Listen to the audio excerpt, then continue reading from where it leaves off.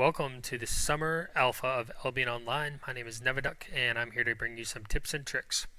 One thing I noticed when the alpha launched, and this is basically when the land grab goes on, the resource grab, the push to really make that first initial amount of silver. And with the option of being right now, you can trade those gold coins that you get in for silver. And when it started, it was a 1-for-1 ratio.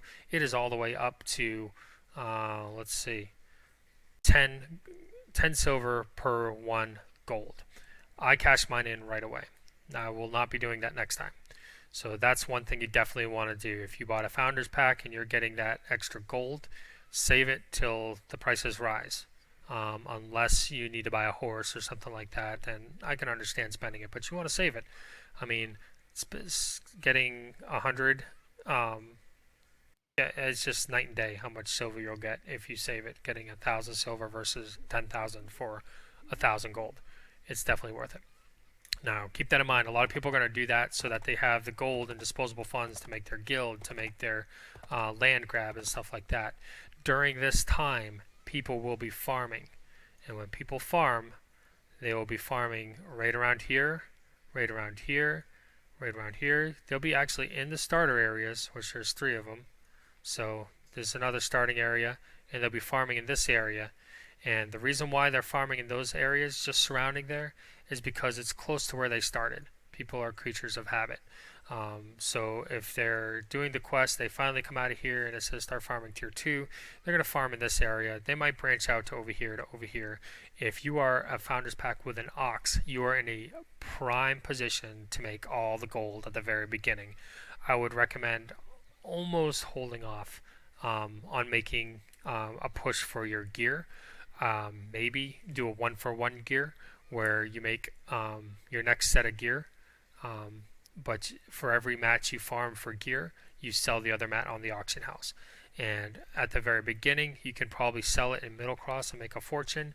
You might even want to run up to Queen's Market and see if anybody's already there and make a fortune, because people are going to have all this extra disposable income and they're going to be using it to make mats and to make buildings. The prime stuff is going to be tier 1 wood and tier 1 block. The reason why is because everybody who's making that push for the land grab, the guilds, and getting set up are going to need those mats to open anything up. That's the bottom line. So at the very beginning of the beta, or the open beta and the beta, if they have an open beta, it's going to be ideal to have those tier 1 materials. Not so much fox hides, but wood and block. And the best place that's going to be to farm them is nowhere that's touching this area. So Reed Vale, no. Windy Corners, no.